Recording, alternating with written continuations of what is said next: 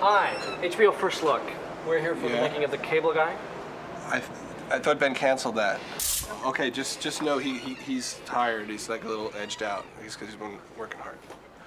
Okay. Do we mention this is HBO? What is it? Do you have another brilliant suggestion on how to ruin my movie? The HBO people are here. Hi, HBO First Look. Here for the making of The Cable Guy.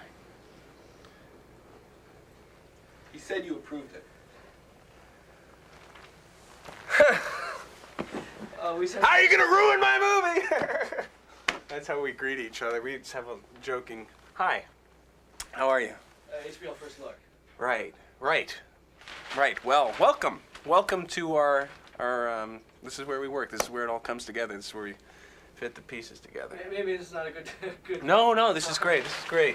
I'm sorry, I didn't know. We had a miscommunication or something on this. I warned you about this. Well, it's not very glamorous. This is really the nuts and bolts work of how it all comes together. This is a monitor. We watch the film on the monitor, and Steve works at his console here. He basically pushes the buttons that I tell him to push. No, just kidding. And Judd comes in and tells us what we've all done wrong. I really thought they were coming tomorrow, but I guess that was... Anyway... We could come back tomorrow. No, please. We welcome HBO and all your fine viewers to an inside look at The Cable Guy.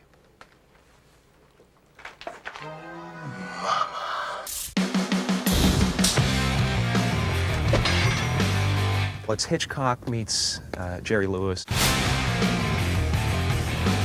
Satiric comedic thriller. Actually, Rosemary's Baby meets The Odd Couple. Rolling! HBO's First Look presents Jim Carrey, Don't emulate me. Look what happens. Matthew Broderick, Okay, we have a long post. and director Ben Stiller. Okay, action! Oh. I mean, roll. Pressure's on. Could you please? In a behind-the-scenes look at this summer's most anticipated comedy. Cable Guy! With Leslie Mann, Andy Dick, and Janine Garofalo. Get juiced up with the making of The Cable Guy. It's another trick. No, this is a trick. Well, I love the concept, the head trip thing and the kind of just one guy driving another guy crazy. Where's the Cable Guy already? Steven is a guy who's having trouble with his girlfriend has thrown him out. Steven, I love you, but I gotta go. And you said yourself, time apart is good. Yes, time apart from each other, but not with other people. While he's in this vulnerable state, a very eager cable man comes to his house. Cable Guy! Oh, great! Cable Guy! Cable Guy shows up to put in Matthew Broderick's cable. You were supposed to be here 4 hours ago. Well, maybe I shouldn't have come at all. Jerk off! Whoa, where did this come from? Little hint, this guy might be a little bit off. I'm just joking with you. Let's do this. Every time he goes up to a new door, it's a chance to meet somebody and meet a new friend. Right now, and rolling. Casting. Ben. Yeah, Watch me fly on this marker. I'm watching. Camera's rolling. And action. So, your lady kicked you out. What? I noticed you were previously wired across town at 1268 and a half Chestnut. Last week, the billing was transferred to one Robin Harris. Smells like heartbreak to me. Well, I certainly don't want to talk about it with you. Hey, cut. Print that. Matthew gets the guts up to ask him for the free cable. Yeah. I have this friend, and he gave his cable guy $50, and then he got all the movie channels for free. Jim just gets right up in his face and does scare him a little bit. You're offering me a bribe. What you have just done is illegal. And in this state, if convicted, you could be fined up to $5,000 or spend 6 months in a correctional facility. I was just making conversation. Forget it. I'm just jerking your chin. I'll juice you up. So Jim hooks him up with the free cable. He gives him the free HBO. Matthew reveals himself, and he just sees an opening. Hey, maybe I'll take you up to the satellite sometime, show you how this whole thing works. Sure, we should do that one day. How about tomorrow? Tomorrow? Tomorrow's no good. Okay. I crossed the line. Sorry. Oh, no, you didn't cross the line. No? Cool. Pick you up at 6:30. I think there is a little of the cable guy in all of us. I think we've all been in kind of a friendship or a relationship where we were just trying too hard. Hey! You guys play here too? Weird. I was just out and about. Thought I'd see if anybody wanted to play some round ball. He has this thing. He wants a brother. He wants a friend. If you're there, pick up. Pick up, pick up, pick up, pick up, pick up. I'm constantly sort of annoyed at the cable guy. I mean, I want to be with him all the time, but at the same time, I'm just like, to stop acting weird. Huh? See what I'm saying?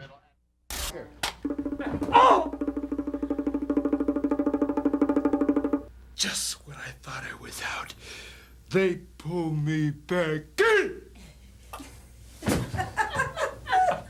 Well, when you have a star of Jim Carrey's magnitude, you do whatever you can to attach yourself to that star in whatever way you can. So in this case, Judd had already attached himself on to Jim and the project. And so I saw that balloon starting to rise, and I said, hang on, hello, a little more ballast here. I had been kissing Jim's ass for years. Judd and I, you know, we met before I did In Living Color. We met in the comedy clubs, actually. He was just like one of my early boosters. He was, you know, one of the comics kind of standing at the back and he was telling everybody, you gotta come see this guy, he's really weird. He has no material. Once he was in, I saw the connection here. Judd, Jim, Judd, Ben, Ben, Jim. Jumping right over him. This is how it works. You like this place? Like, I wanted to do a movie where people say, wow, yeah, I never really thought Jim Carrey was my cup of tea, but this movie, he's doing something totally different. I've given up comedy and I'm an undercover cop now. My name is Serpico. I think he has an incredible gut feeling about what he does that's funny that his audience responds to. A little slower? Yeah. Okay. You know me, less is more. I mean, there are 4 or 5 laughs in our movie that are just things that he did on the set that were little improvisations. But boy, those are like some of the biggest laughs in the film. Can I have your skin? Sure. Check this out. Silence of the Lambs. Oh, Lord. You got an eye booger. We rehearsed for a week just to see what people's instincts are with the scenes. And I'd be videotaping it or someone else would be videotaping it. And Jim and Matthew would just like kind of be coming up with ideas as we went along. You leave?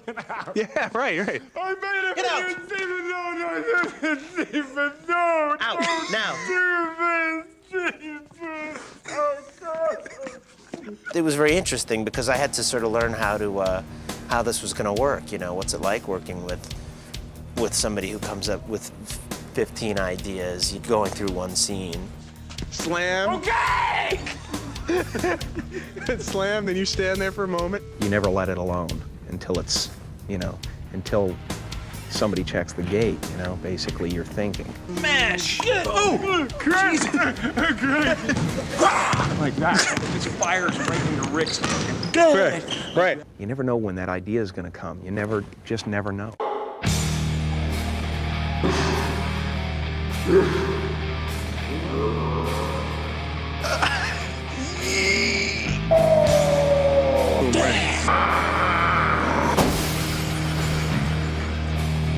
Glass rains down. I got the groove. I love this game. Don't look. Don't look. That was weird, sorry. My co-star there, Matthew. Yeah, it's, you know, he's a nightmare. What can I say? You know, ever since the Tony, jeez. Just ramming it down my throat all the time. No, Jim, from the diaphragm. Out. Scramby elves. And no, I'll fix this, Steven. I can fix it. I can make it cool again. Out. I'll make it better. Broadway. He just pronounces the last syllable when he talks about, Broadway. It's very affected. Janine, could you step out for a sec? So, Jim, can you guys sit a little bit further apart? Absolutely. My pleasure. Yeah. I was very excited to be doing a Jim Carrey movie. I had no idea. I just knew it was called The Cable Guy and that Jim was getting a lot of money. I think that Matthew he has a great persona and he has an incredible, dryness about his humor. By the way, you might want to put on a bathing suit, because you'll be channel surfing in no time. It's not just a straight man. He's carrying the movie, really. He's the guy you're following along the whole movie. I think it's some of the best work he's done. He's really, really in it. He's really good. I wanted to try it, man. The cable guy cuts his cable off. Damn it. And the only way he'll turn his cable back on is if he goes and has dinner with him. This is where the cable guy takes Matthew out when he wants to impress him. Where are we going? Only the finest restaurant in town. Jim said, no, we should do medieval times if we're going to do that. And we said, medieval times? And he goes, medieval times. Open sesame. Medieval times? So we took a little road trip down to Orange County and had a night of feasting and jousting, the likes of which ye will never forget. Medieval times, I can't believe we scored so well. I can't believe somebody hasn't gone into this place and made it a set piece for a comedy movie. Honest to God, I mean, more so than I ever thought about. They really do an incredible show, and these guys are great horsemen. They do a wonderful night of entertainment. Smite him!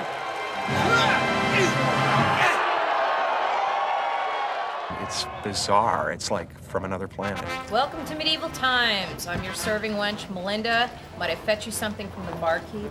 Throughout the entire film, we have tried to put in every single person that we think is funny. So, of course, the entire cast of The Ben Stiller Show makes an appearance.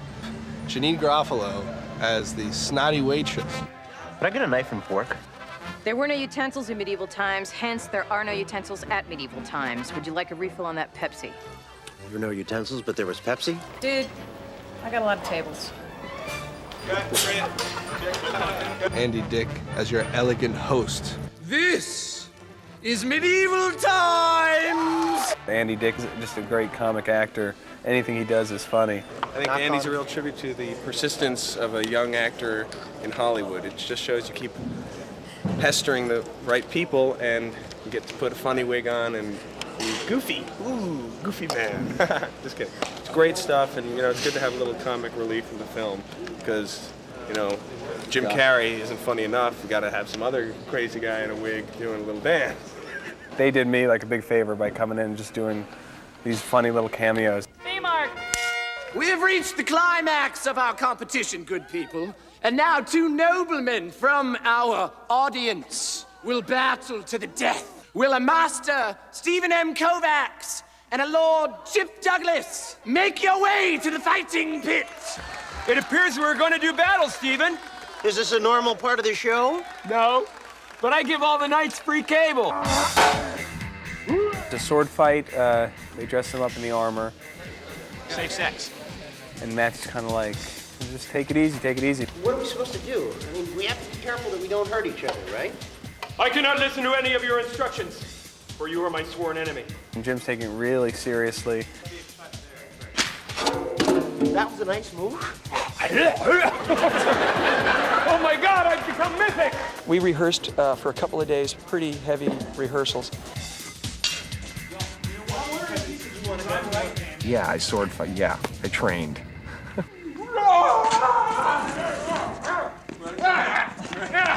Come back here! Coward! Jim had an enormous amount of ideas about the fight that you can cut to now. On his shield. Did you get that? Here we go. It's what I have to deal with every day. Jim is so wild, you can't double him. Hey, Mr. Knight in shining armor, why don't you take a poke at me, huh? So he's just gonna have to do most of it himself. Then the cable guy recalls an old Star Trek episode where Spock had to fight Kirk to the death. The name is Spock. If we don't battle to the death, they will kill us both. We're just getting started. And Ben has been brilliant with the casting in this movie. There's so many wonderful people. Leslie Mann, she's a beautiful girl, and she looks like Marlena Dietrich a little bit. And she's perfect for Robin. So, are you friend of Steven's? That guy's devoted to you. Did he say that? Only every 5 minutes. Frankly, I'm sick of hearing it. He's a good man.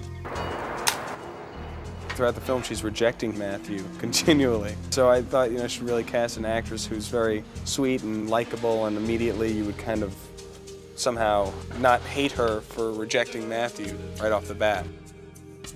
During rehearsals, I would be sitting around Ben and Jim and Matthew and go, okay, here I am. Like, it's a dream. Everybody that I would ever dream of working with, I'm working with.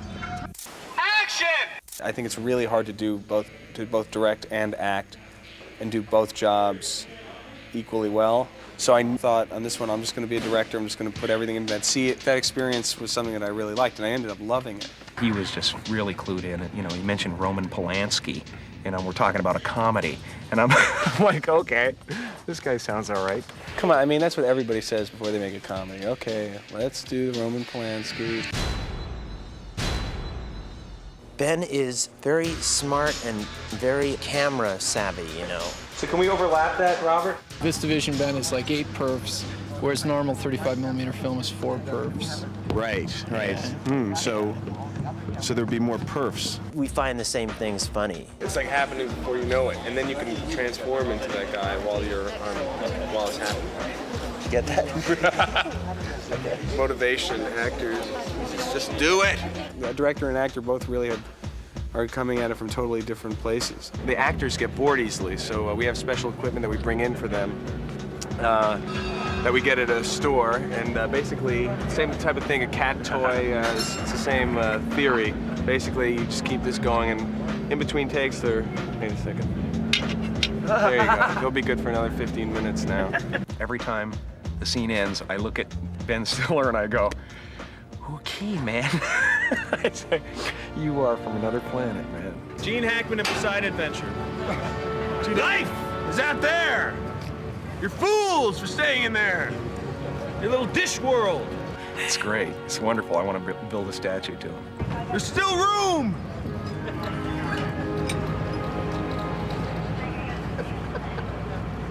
This has got to be the best damn karaoke party. We always thought it'd be a nice opportunity for Jim to have a big song and dance number. We actually choreographed Jim doing Bust a Move.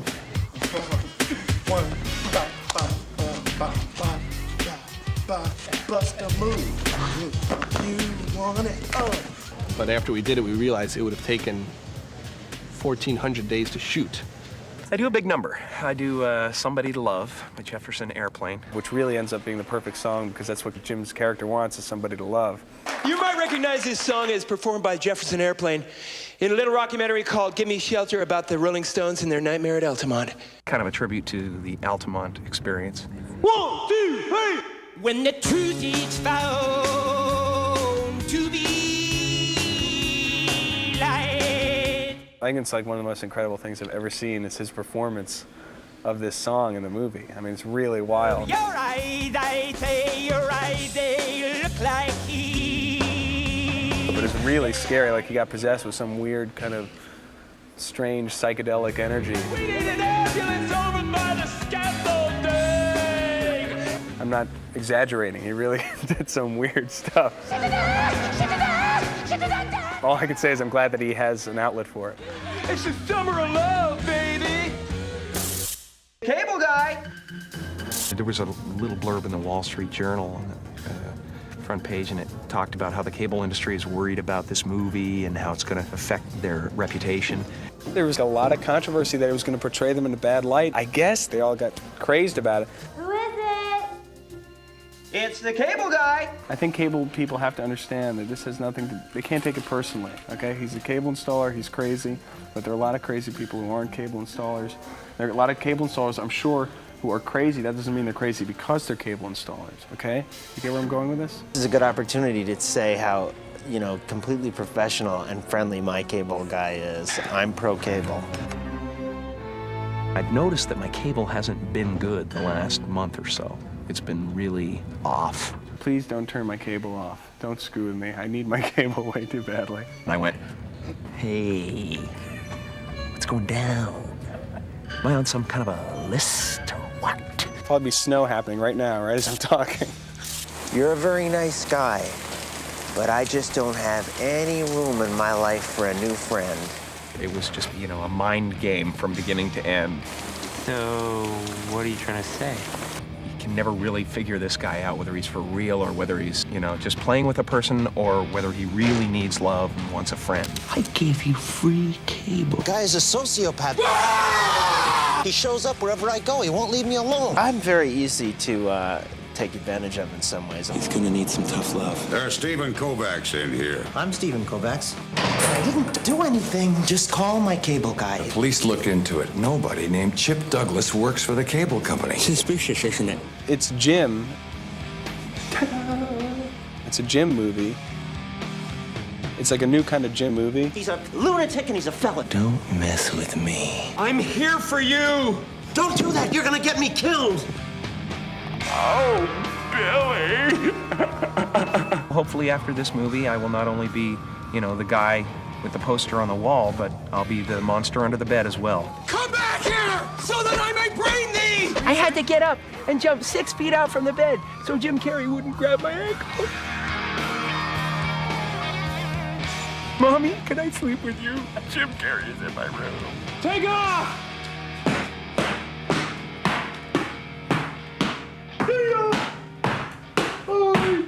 I brought Steven here once. He didn't give a rat's ass! I'm worried about Steven. Steven! Well, I hope you've enjoyed our little inside look at the cable guy. It's kind of out there, crazy, kooky, whatever. But thank you for visiting with us, and now I guess it's time to go because we really have to finish working on the film. So, there's a couple other things we could talk about. yes, that would be wonderful at another time. I think we agreed on a certain time limit, Okay. so thank you. Yeah, and love HBO. Love HBO. Just keep up the good pay programming, and I'm a big fan of that Dream On show. You gonna keep that on? Love it with the naked ladies. Always fun to have comedy and breasts. I never like these making-ofs. They're always kind of self-serving. Judd, get him out! Try it. Come on, Ben. This concludes our broadcast day. Hi guys, did you know that Home Alone is not just any successful comedy movie, it was a record holder for nearly 30 years. Until the Chinese blockbuster Never Say Die was released in 2017, Home Alone was the highest grossing comedy film of all time, and it's definitely worth its title. Let us know what your favourite comedy film is. And also, remember to click below to subscribe on the side for more great content.